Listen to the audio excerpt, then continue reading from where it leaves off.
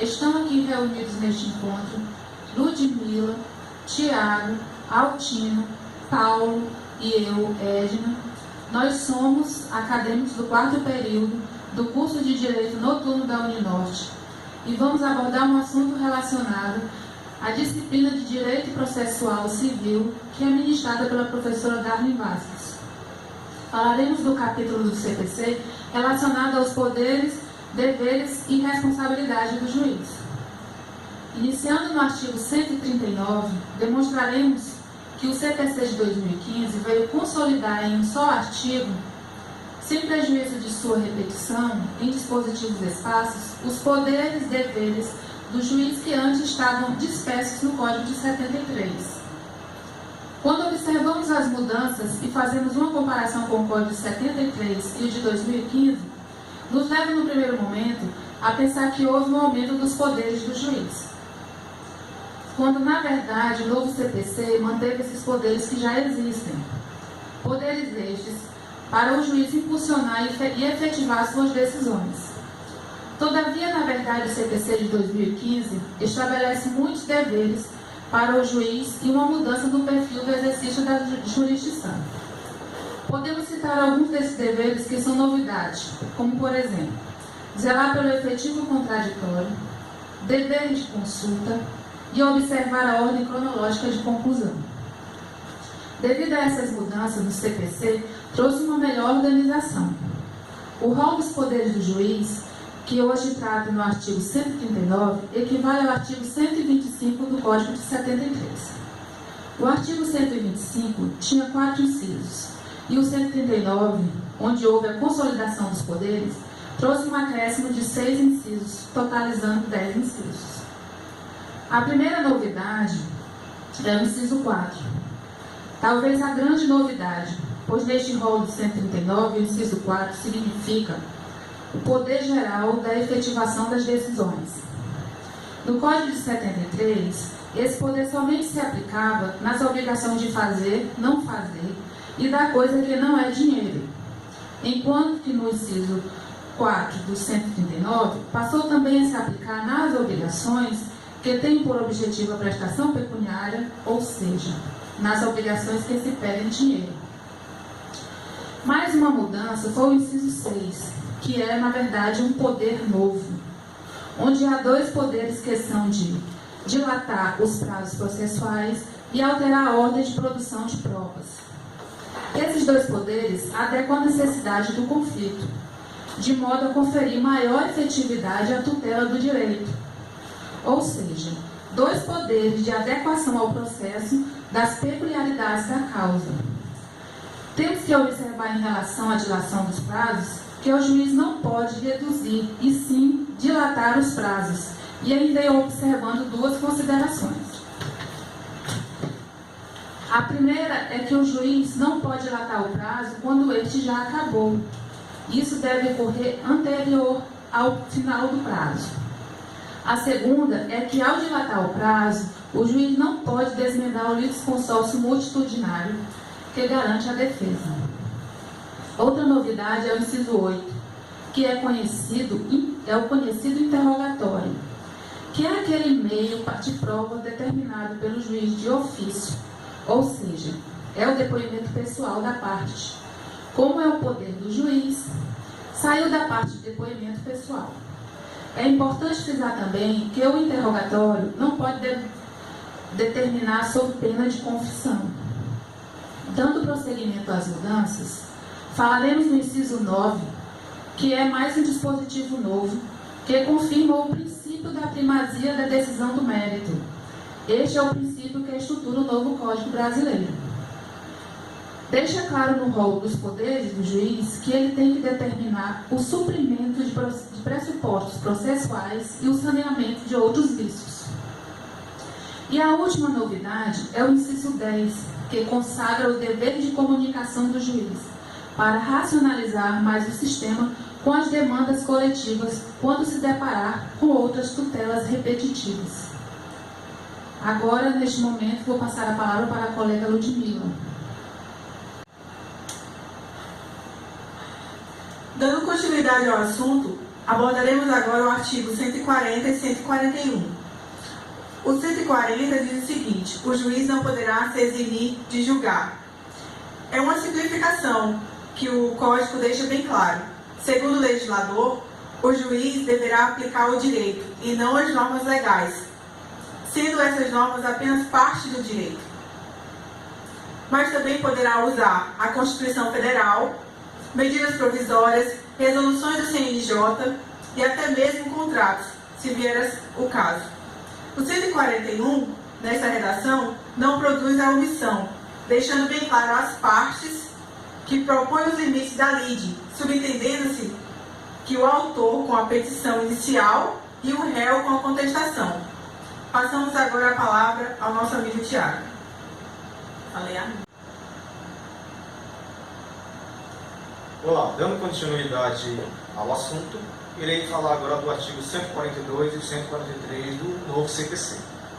O artigo 142 trata do poder do juiz de combater a simulação processual. Com uma pequena mudança na redação, o contexto normativo faz com que ele tenha novo sentido. No Código de 73, no final da redação, está escrito: o juiz proferirá sentença, que remete ao entendimento de extinguir o processo simulado. Porém, no novo Código fala-se: o juiz proferirá decisão que impeça os objetivos das partes. Essa mudança faz com que não somente trata-se de lide simulada, mas toda e qualquer simulação ao longo do processo. E, inclusive, se aplica também no controle dos negócios processuais. Já o artigo 143, na íntegra, ele não teve muitas mudanças, apenas no seu parágrafo único. A gente pode analisar que a necessária intermediação do escrivão, prevista no artigo 133 do Código de 73, agora o 143 do novo Código de Processo Civil, foi felizmente eliminada pelo parágrafo 1 do 143 do novo CPC. Com a palavra agora eu passo ao colega Altino. Obrigado. Tem-se demonstrado até aqui que o juiz tem seus deveres, poderes e responsabilidades. Ao mesmo tempo, deve também o juiz respeitar alguns princípios atinentes ao processo civil. Dentre eles, certamente, o da imparcialidade. É interessante esclarecer que ele não está expresso propriamente na Constituição Federal. A Constituição Federal, em seu artigo 5º, porém, traz no mínimo 2 e tem a ver e muito com a matéria, quais sejam o princípio do juiz natural e a proibição do juiz ou tribunal de exceção. Juntando esses dois, chega-se à matéria com mais robustez. Antes disso, antes de clarear melhor sobre a diferença entre impedimento e suspeição, é interessante citar Marcos Vinícius Rios Gonçalves, abre aspas, a imparcialidade do juiz é um pressuposto de validade do processo. Então, se é um pressuposto de validade do processo, logo, se a imparcialidade do juiz está comprometida, certamente haverá ausência de um pressuposto de validade. Próximo ponto, antes de adentrarmos propriamente aos artigos 144 e 145, é bem interessante pontuar a diferença entre impedimento e suspensão, uma diferença, digamos, mais técnica. Tendo por base os doutrinadores e o STF, vamos lá, por mais semelhantes que possam parecer, esses institutos possuem diferenças importantes no decorrer do processo.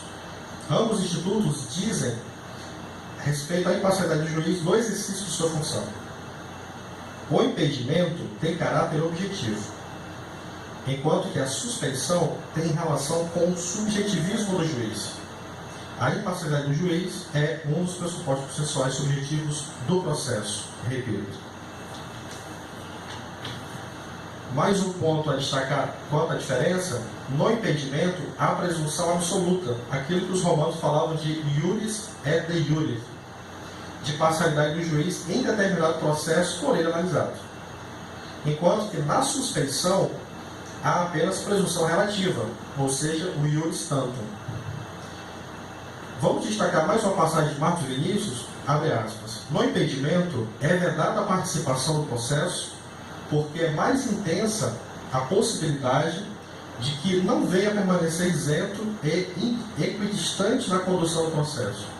Na suspeição, o risco é menor, mas mesmo assim é conveniente que ele se afaste, pois ainda há o potencial risco de falta de isenção. Ok. Vamos agora ver o caput do artigo 144.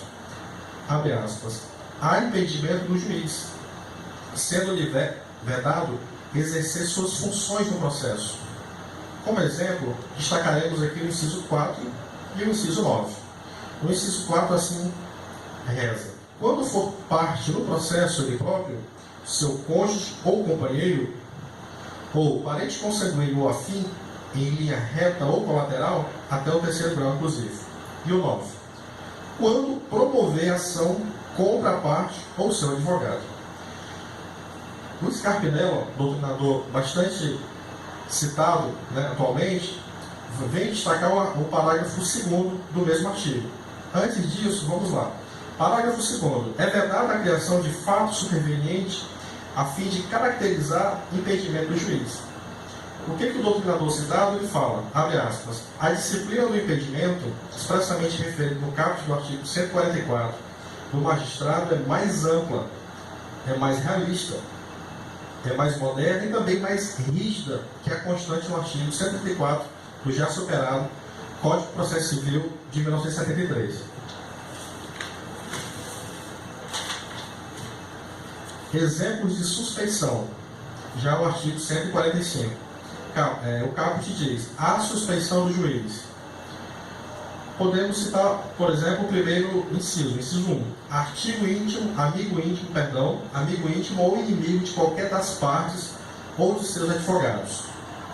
Parágrafo 1º.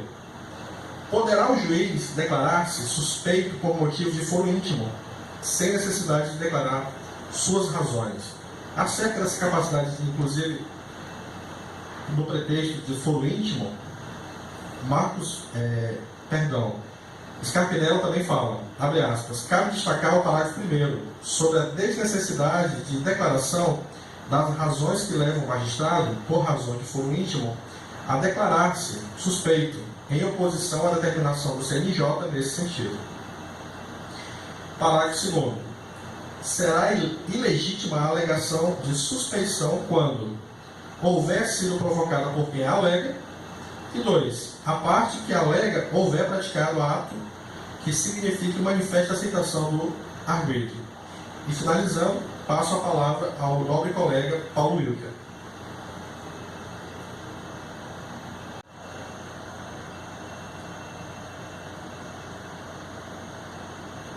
Bem, dando continuidade ao impedimento e à suspeição do juiz, tratando do artigo 146, o juiz ele deve declarar de ofício essa suspeição e esse impedimento. Ele não o fazendo, essa suspeição e esse impedimento, no artigo 146, fala que no prazo de 15 dias a contar do conhecimento do fato, a parte alegará impedimento ou suspeição em petição específica dirigida ao juiz do processo, na qual indicará o fundamento da recusa, podendo instruí-la com documentos em que se fundar a alegação e com rol de testemunhas. Então, neste caso, se o juiz não tiver sido declarado de ofício, ele pode receber a petição, e aí, no caso, se ele reconhecer o impedimento, como está expresso no parágrafo 1º, se ele reconhecer o impedimento ou a suspensão ao receber a petição, o juiz ordenará imediatamente a remessa dos autos a um substituto legal, ou seja, a um novo julgador. Caso contrário, determinará a autuação do apartado da petição e, no prazo de 15 dias, apresentará suas razões acompanhadas de documentos e o rol de testemunhas, se houver, ordenando a remessa do incidente ao tribunal. Então, o juiz ele vai meio que fundamentar por que ele não deve ser ou suspeito ou impedido, e, na sequência, encaminhará os autos ao tribunal. Chegando os autos, né, ao tribunal, ou seja, distribuído o incidente, como está expresso no parágrafo 2º, o relator deverá declarar os seus efeitos, sendo que, se o incidente for recebido, sem efeito suspensivo, como está expresso no inciso 1, o processo voltará a correr. E no inciso 2, com efeito suspensivo, o processo permanecerá suspenso até o julgamento. Já no parágrafo 3º, enquanto não for declarado o efeito em que é recebido o incidente, ou quando este for recebido com efeito suspensivo, a tutela de urgência será requerida ao substituto legal. Então, no caso, quando tiver um efeito suspensivo, tendo em vista que o processo com a tutela de urgência, ele não pode ficar parado, um juiz substituto irá julgar essa tutela de urgência, dando prosseguimento ao processo, justamente para evitar um dano, né, irreparável em alguma circunstância.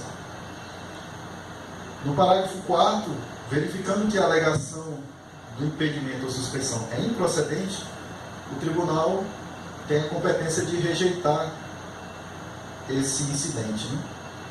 E no parágrafo 5º, acolhida a alegação, tratando-se de impedimento ou de manifesta suspeição, o tribunal condenará o juiz nas custas e remeterá os autos a um substituto legal, podendo o juiz recorrer da decisão. Então, assim, nesse caso, o juiz passará a ser um réu. E aí terá que pagar as custas processuais, tendo em vista que ele não se declarou impedido ou suspeito. Já no artigo 6º, reconhecido o impedimento ou a suspeição, o tribunal fixará o momento a partir do qual o juiz não poderá ter atuado. Então, esse parágrafo 6º ele expressa basicamente uma data de quando que realmente se inicia ou a suspeição ou o impedimento. E no parágrafo 7º, o tribunal decretará a nulidade dos atos do juiz, se praticados quando já presente o motivo de impedimento ou suspensão. Dando continuidade à questão do impedimento e da suspeição, o artigo 147 assim expressa no seu caput: quando 2 ou mais juízes parentes forem parentes, consanguíneos ou afins em linha reta ou colateral até o 3º grau, inclusive, o primeiro que conhecer o processo impede o outro nele atuar. Então, nesse caso, o segundo se escusará, remetendo os autos ao seu substituto legal. Então, é uma previsão também de um novo julgador. E o artigo 148, ele trata também da suspeição e impedimento, mas não mais ao juiz, e sim agora ao inciso 1, ao membro do Ministério Público, no caso do promotor. Inciso 2, aos auxiliares da Justiça, que no caso pode ser um diretor de secretaria, que tem um filho que responde o processo no juízo competente ao qual os autos se encontram, fica também impedido ou suspeito de atuar nesse processo. E o inciso 3, aos demais sujeitos imparciais do processo, tendo em vista que até a questão da litigância de má-fé. Então, a gente, nesse momento, a gente conseguiu dar um entendimento sobre os poderes, deveres e responsabilidades do juiz, abordando do artigo 139 ao artigo 148. Muito obrigado a todos e bons estudos.